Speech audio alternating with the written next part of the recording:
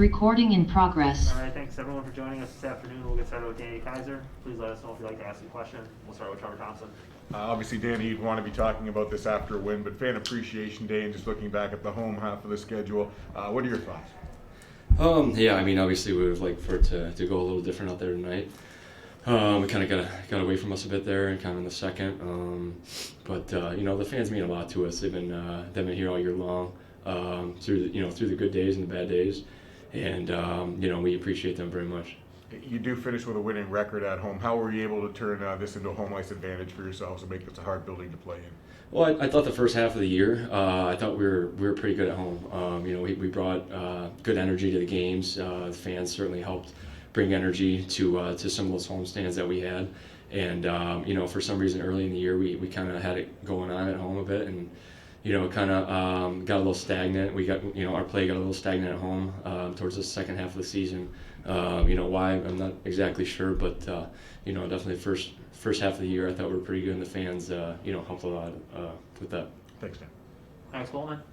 Danny, obviously your contract up at the end of this season, and was there any emotions around that with this being the last home game of this year? What was going through your head?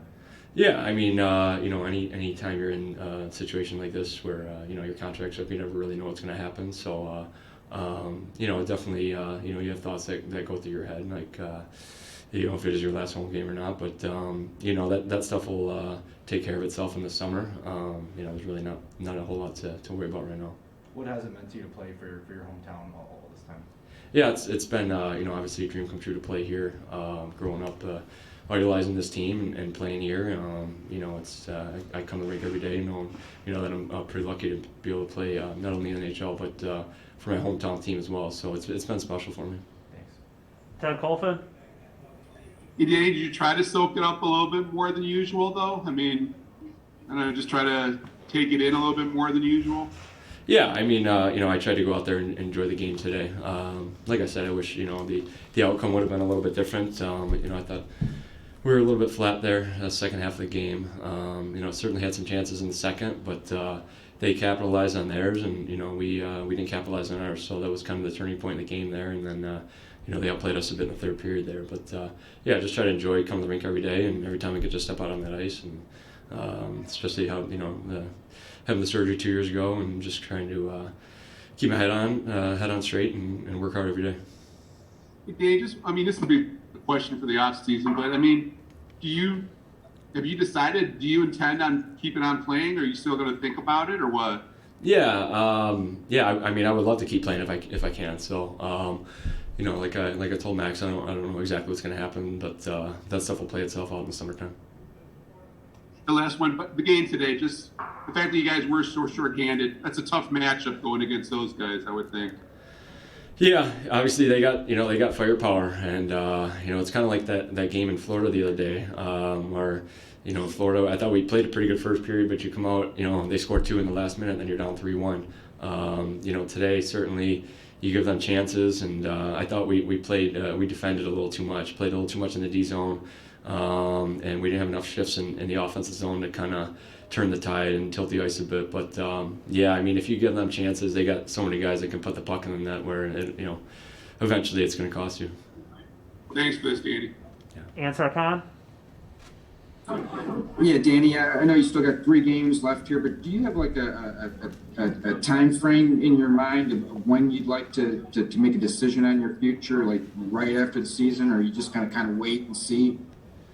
I'll probably just wait and see. Let the body rest a little bit. That's the first month after the season, and just kind of see where things take me, and just think about things then. And how did you feel? It's been a couple of years since the surgery, but just coming down the stretch here, you played regularly. I mean, how did the back feel, or how did you feel overall, health-wise? Yeah, I mean, it's been feeling good. A lot of ups and downs for me the last couple of years. I have stretches where, I feel like I've played pretty good hockey, and then other times where, some stretches that I would have liked to have been better. So it's just for me trying to find that consistency, and trying to be simple out there every night, and just, I'm 32 now, just play a solid defensive game, move the puck, and try to defend well. So that's what I try to do right now. Thanks, Danny. Lane St. James. Hey, Danny, can you describe what was the kind of mood or atmosphere for the team when you guys gathered for the sticks in there at the end of the game from fans? You mean the six salute there? Yeah. Yeah. I mean, it's something we do, at the end of every season, the last home game there.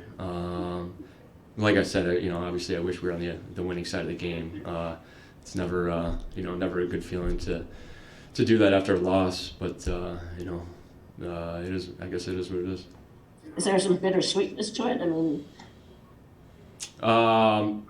yeah, I mean, I just wish we would have won. That's the biggest thing, I guess.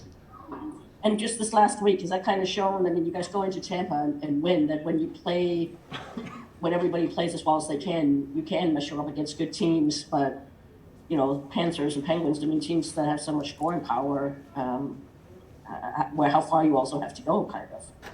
Yeah, for sure.